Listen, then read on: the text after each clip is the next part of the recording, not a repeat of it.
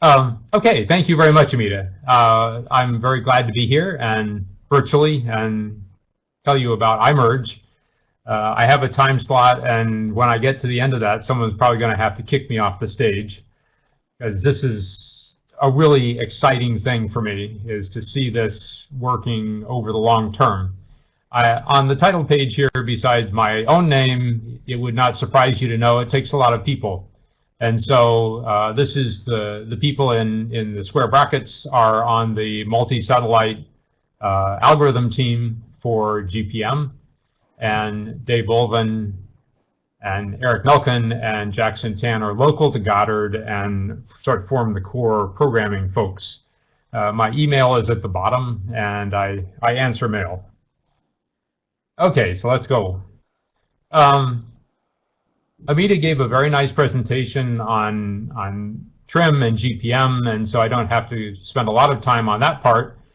I will just remind you that the microwave satellite constellation, even though there are a lot of satellites, and the figure on the right shows you as a function of year, the second half of the day, what time the various satellites cross over the equator. And what you see is that at the beginning there were relatively few. By the time you get to the shading, which is the beginning of the TRMM era, there are more, and we've had more since then. But in fact, there are big gaps around the 0 and 12Z overpass time. There's about almost a 4-hour gap in data.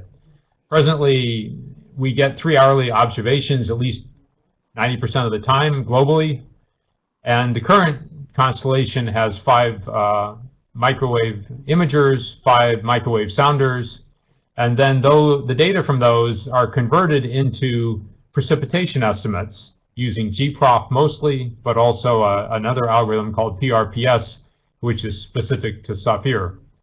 In addition, we use infrared data, and we use the Parisian CCS algorithm to convert that into precipitation estimates. As well, we use the combined passive microwave and KU radar algorithm, which is applied to the TRMM and GPM core observatory. It's called CORA. And then finally, we use the GPCP satellite gauge, monthly satellite gauge estimates, which is a sort of a long-term climate record to keep us with minimal biases. One of the big points here is that the constellation is evolving. And so at any given time, the satellite that's giving you an estimate might be different than the satellite from a few years ago. Here's an example of what happens when you have a whole bunch of different sensors. This is sort of old. It's from May of 2004, but it's still true. You have 5 different sensors, and each of them gives you a different look. They're within, plus minus hour of 0Z, and it's just southeast of Sri Lanka, so it's out over the Indian Ocean, where all of the sensors ought to be giving us relatively good estimates. The various estimates are clearly related, but they're different. And so even after we do intercalibration, this is before intercalibration, even after intercalibration, there are still going to be differences among the sensors. And so this is sort of one limitation that we have to live with when we look at the long-term record, and you see, in the case of IMERG, half hour to half hour, you see sort of precipitation areas going in and out. Okay, so getting down to the algorithm itself, we have all of these precipitation estimates, and then we have a scheme that puts them together, and it's based on a Kalman filter, which came from CMORPH, which is a NOAA product. The Parisian CCS I mentioned is the algorithm for IR. We have the old TMPA, which was sort of the code base for IMERG. And then, very importantly, we have the Precipitation Processing System, PPS, which is here at Goddard, which actually does the day-to-day processing. This is a tremendous benefit to me as a scientist, because these guys take care of, did the data come in? Is it late? Is it good? What's that weird feature? And so it's a really great collaboration between the people doing the processing at PPS and those of us on the algorithm side. It's a single integrated code which is applied both in near real time and in post real time. We developed multiple runs for different users because during TMPA we came to realize that different latencies are important to different users. And so in IMERG we have 3 runs, early, late, and final, with the latencies you see here, 4 and 14 hours and then 3 months. And a suggestion that the early is like flash flood forecasting. You want to find out really fast even though it doesn't have as much data. It's not as good.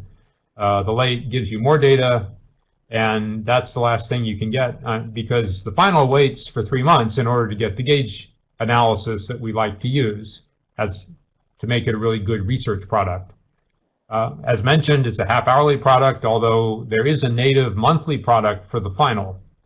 It's at 1/10 of a degree, and now in version 6 we have more precipitation across the entire range of 90 degrees north to south, but we don't trust the microwave over surfaces covered by snow and ice, and so we mask out those areas. In the latitude band 60 degrees north to south, we have infrared data, and so wherever we mask out the microwave, we can use infrared.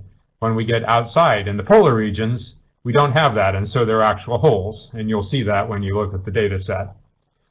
On the right-hand side, what you see is the various fields which are available. The ones with darker shading are the ones that most users care about, principally number 1, the precipitation cal field, which is a sort of complete calibrated precipitation field from any of the early, late, or final. The monthly, there are fewer fields because we haven't been as creative about what we might be interested in. The lighter colored fields are more intermediate things, but some of you might care about things like what does uncalibrated look like as opposed to calibrated. Now, I have to confess that in the early and late, the calibrated and uncalibrated are the same because we don't do the end of the processing calibration that we have in the code, but it's not applied in this version. So early and late are the same, cal and uncal, but final they are different because that represents bringing in the gauge data. The overall calibration, remember I said, the different sensors give you different kinds of estimates. So we try to get them sort of equitable using this Cora that I mentioned. During the TRMM period, the TRMM satellite provides the Cora. After May of 2014, GPM provides Cora. That uses both radar and radiometer, and we believe that to be the most accurate. In addition, I have a sort of long item here that I'm not going to go over in detail, which is a justification for why, despite the fact that we're using these state-of-the-art algorithms, at the higher latitudes, the state-of-the-art algorithms are systematically low. And so we need to use GPCP, monthly climatology. It's not a month-to-month adjustment, it's just the climatological adjustment to give it a bias profile that we consider reasonable. And obviously, in the next version, we'd like to revisit this. Here's some little pictures from a particular time, 2nd of July 2015 at 0:30 UTC, for some of the data fields. I think this will be online, so I'm not going to go through these in excruciating detail. The idea is that in the upper right is the precipitation field that we all know and love, but then there's all this other stuff. So for example, the top center is the infrared. We provide that. At the top left is which sensor gives you the actual overpass estimates. At the bottom left is just the overpass estimates by the passive microwave for that particular half-hour period. What you see, there's lots of holes. The morphing and the Kalman filter that brings in infrared data in places where the holes are too big is how you get from the lower left to the upper right. The middle left shows you the time of the overpass. It might matter to you within the half hour when that microwave overpass happened, and so we provide that. In the bottom center is the weighting by the infrared. They give you some idea of how important it is. And so, for example, over Hudson Bay, you'll notice that red. At this particular time, Hudson Bay was still iced over, and so we throw out the microwave and we replace it with infrared. But when you get north of 60 degrees, we have no infrared, and so their IR weight is 0. But it's also missing, as you see in the upper right-hand corner over Hudson Bay. The center right is the probability that the falling precipitation is liquid. This is at user request, and it's a little bit approximate, but it's based on not on the satellite data, but in fact on other data coming out of a reanalysis. But the point of this is that you at least get an estimate of whether it's rain or snow or something in between. Well, the probability is something in between. The subtlety here is that this is a probability. Those areas that are not red or white, where there's the transition from rain to snow, should not be interpreted as a fraction of the precipitation that's liquid. This is a probability that it's liquid. As you know by personal experience, most likely, it usually either rains or snows, but it doesn't have a lot of mix. And so as the probability goes up, it's more and more likely that it's liquid. We conventionally use a threshold of 50%, but it's a matter of current research to figure out what the right way is to treat this exactly. And then finally, in the lower right-hand corner is a quality index. Users have been asking us to give them some sense of how good the estimate is, grid box by grid box and time by time. So this shows you in some sense how trustworthy the individual grid boxes are at individual times. Now you look at this and you go, man, that looks like my grandmother's quilt. So this, if you compare it to some of the other figures on the page, you realize that this is related very closely to the overpasses by microwave, not only current but also recent. And in some cases you see these little slivers where in fact the microwave hasn't come by in a long time. And so you end up with a relatively low quality. In those places, chances are pretty good by the time, certainly by the time you get down to red, that not only are you using microwave, which has been morphed for a long time, but also the infrared data, which is relatively poor quality, but better than nothing. Okay, if you have followed IMERG previously, here's a short list of the upgrades for version 6. The vector source that we use to move around the precipitation has been switched to numerical model data, which in fact is the vertically integrated vapor field. That turned out to be not only better than the infrared vectors most of the time, it also allowed us to go to the poles, and due to some limitations in the infrared data set availability, allowed us to go back through most of the TRMM era. In fact, we start in TRMM era in the year 2000 because we still have issues with availability of infrared data the first couple of years. The morph data are now extended to 90 degree north-south, but as I said, we still mask out the snowy and icy surfaces because we don't quite believe the microwave estimates. That's still a work in progress. The quality index got modified. We're doing better intercalibrations to Cora than in version 5. And then, of course, now we are, for the first time, going back into the TRMM era. So we had to do some additional calibrations, not the least of which is that TRMM only covered the band 33 degrees north to south, and so we had to do some additional approximations in order to get microwave calibrations over the full band out to the poles. Finally, we did some revisions to the internal coding. Back in the old days, 10 years ago, it was good enough to sort of cap the rain rates at 50 millimeters per hour. But as people become more focused on extremes, it becomes more important to allow extremes, and so now we go out to 200 millimeters per hour. The early results. Calibration is working as intended. What you see is that the unadjusted core in red looks pretty much like it drops off at the poles, as I indicated. The adjusted in green looks like the GPCP to which it's being calibrated, which is in blue. And then the IMERG version 6, which is in black, pretty well goes along with the Cora, although there are some important differences. I would point out that IMERG is much closer to Cora if you subset it so that you only accumulate IMERG when you're also accumulating Cora.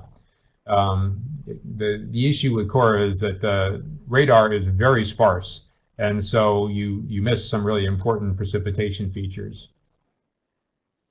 Another really basic question about extending the time record is how we look for the large-scale, long-term time series of global precipitation. This is the ocean 50 degrees north to south. That band is chosen because that's the limits of TMPA. And so you have TMPA in green and IMERG in blue.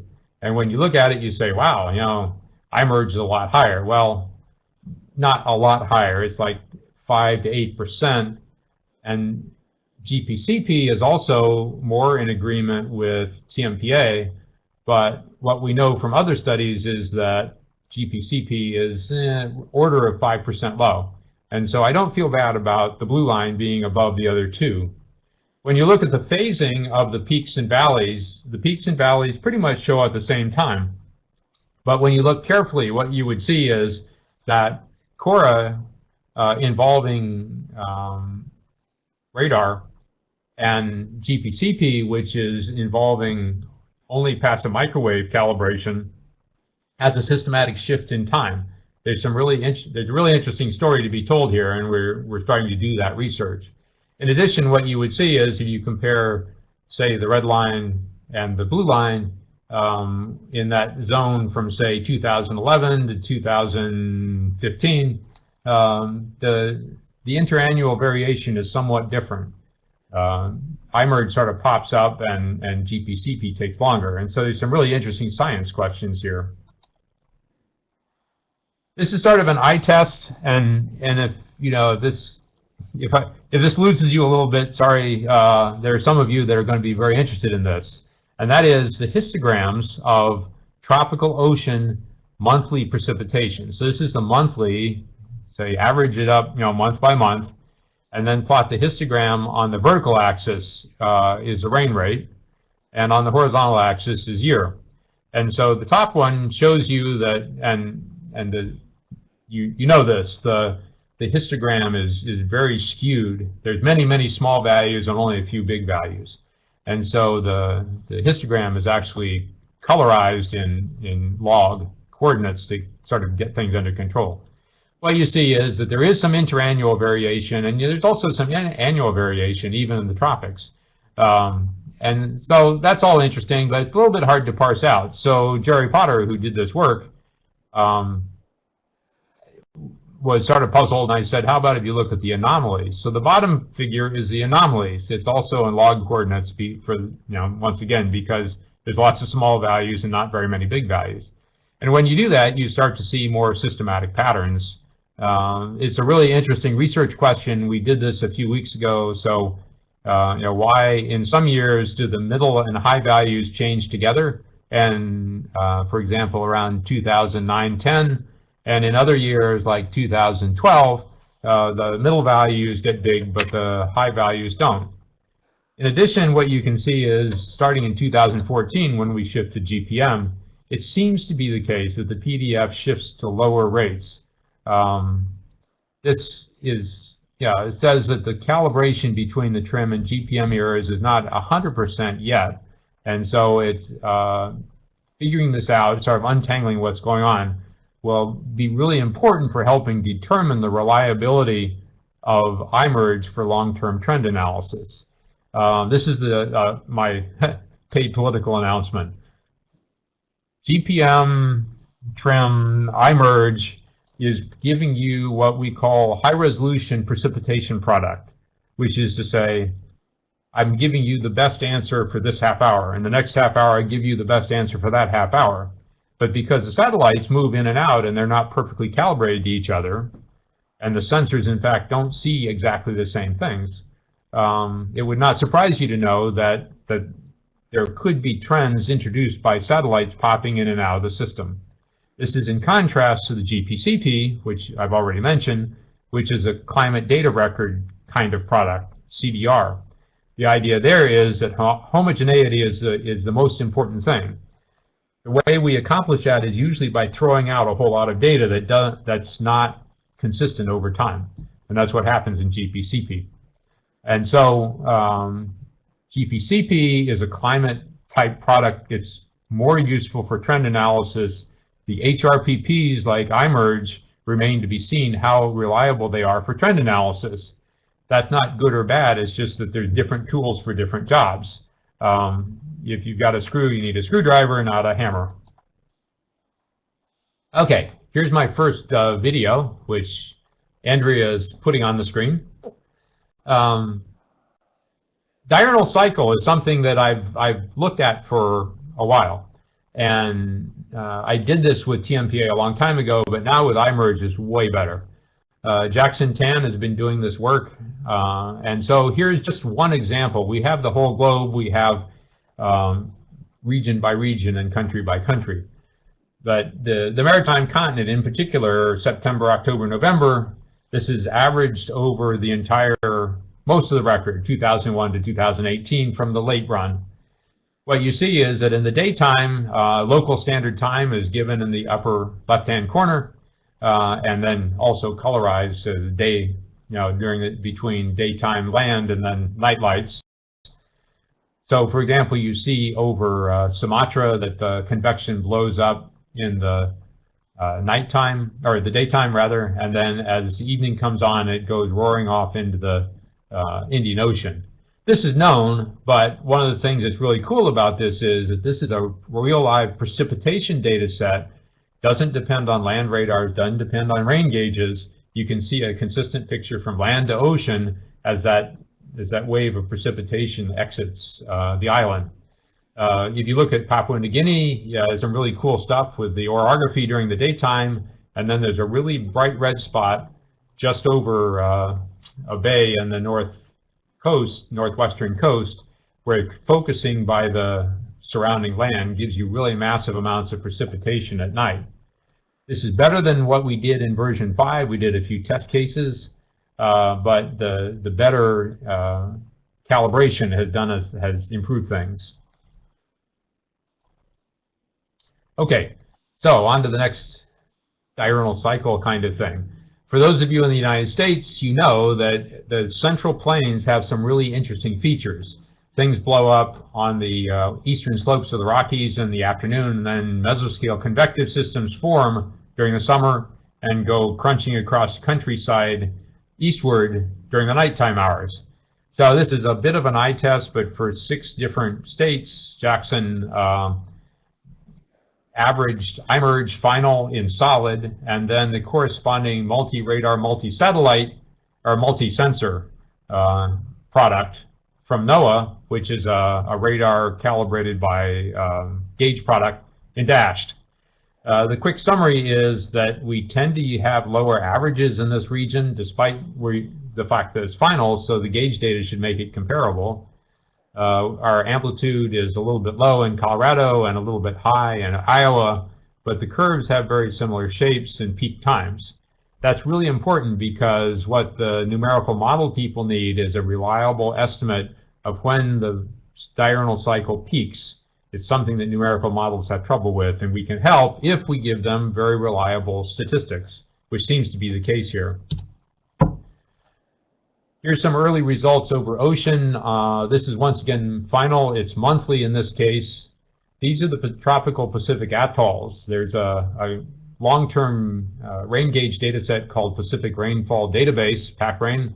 And so we pick out only the atolls. These are the little guys that barely stick out of the ocean. And so in some sense, we can think of them as representative of the surrounding ocean. It's a little bit controversial, but no one's ever been able to demonstrate an island effect, so we take these as representative of the open ocean. Then we match these gauges with the encompassing 10th of degree grid box from IMERG.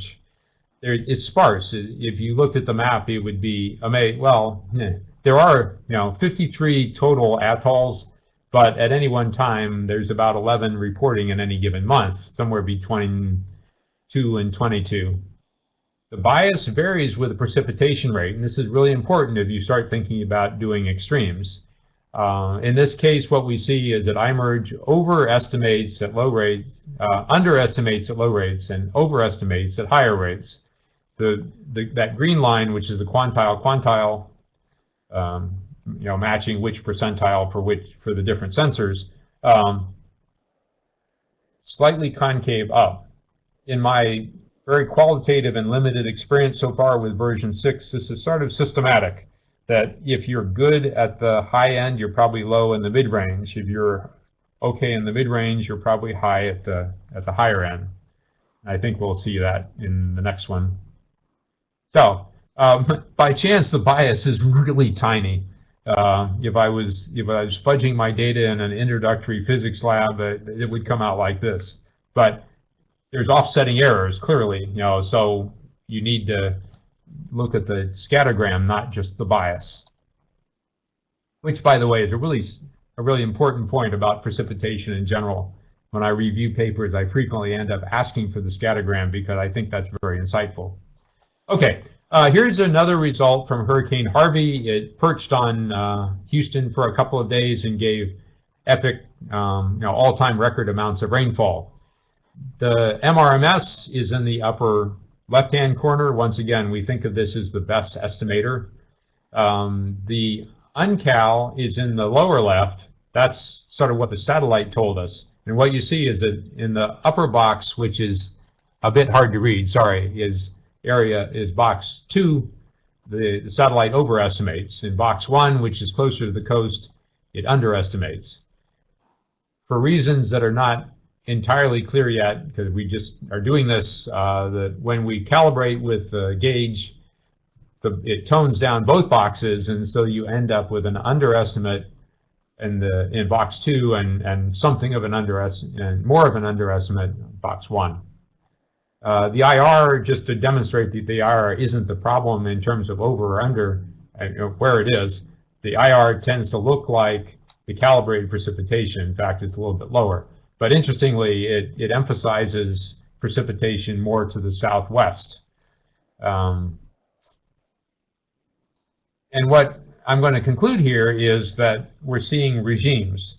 When there's a lot of precipitation that's continental, it looks more one way, and when there's warm rain enhancement below the ice level, you see a different kind of behavior. This is a little bit specialized, so I'm going to leave this for those who really want to dig in when they look at the slides later. The overall summary is that the satellites show coherent differences compared to the MRMS. It is the case that the passive microwave only sees solid hydrometeors over land, and so what happens in the liquid layer below the melting level is not seen by the satellite directly in a quantitative way. We're making estimates based on correlations that typically occur between the ice layer and the liquid. So at the bottom, what I comment is that the short interval differences show some cancellation when you look over the whole event, but that if you just look at part of the event, when you're sort of locked into a particular regime, you can see pretty dramatic differences. And so area 1, as at the top, that's the one that's closer to the coast. Area 2 is the one that's further from the coast, that's at the bottom. And so you see, for example, just the most amazing, the most noticeable one is the green line at like the 27th, which is the IR. It's systematically high for a number of time periods. So there was something going on in the infrared during that time that drove high values, despite the fact that the actual, the MRMS, which is black, was much lower. Okay. I want to start wrapping things up now. I'll just remind you what I said. The IMERG version 6 is fully operational. It took a long time to get to that point, but we're really excited about that. As a result of that, the TMPA, which is basically in algorithm years is on Social Security, is going to be ended in December of 2019. We've been holding our breath, hoping that the hardware would not die and that the satellites would not die that specifically contribute. now that we have IMERG, you are urged to, as quickly as possible, shift over to the IMERG for your long-term data set. In version 7, which is the next coming, as I note at the bottom, in about 2 years, I'm guessing early 2022, there's a number of things we're working on. If you're on the science side, and one of these looks cool, contact me. I don't have money, but I do have work. There's, error estimation is something that turns out to be a long-term problem we have not solved yet. In terms of the general precipitation algorithms, probably the most obvious need is that we need to go to a more advanced IR algorithm. Parisian CCS was pretty cool at the time when we selected it in 2012, but new things are coming on the horizon, and so we hope to upgrade that in the time frame of version 7. Okay, and here's my next graphic. I'm reminding you that the product structure remains the same. If you have been using IMERG, the good news is the product structure is the same. We have a new source for morphing vectors. We go to higher latitudes, which I'm really excited about, and the people in Alaska are really excited about, extending back to 2000, and eventually, stay tuned, not real soon, but eventually we hope to push back to 1998. The graphic on the screen, which has the URL at the bottom, this is publicly posted. It's updated every hour, and so you can see the last week of IMERG over the entire globe. And this is early enough in the fall that you still see the snow that's happening over the open water north of Alaska. You can see the snow and rain current system, which I think is a result of the typhoon that was happening over Japan at the end of last week, Hagibit, I think, coming onto Alaska, but they have snow in some places now, so it's getting blanked out where there's snow. Certainly, you see a lot of the other standard features. There's the ITCZ across the tropics and the subtropical highs to the north and south of that. So with that, I think I'm going to wrap it up and turn it back to the team.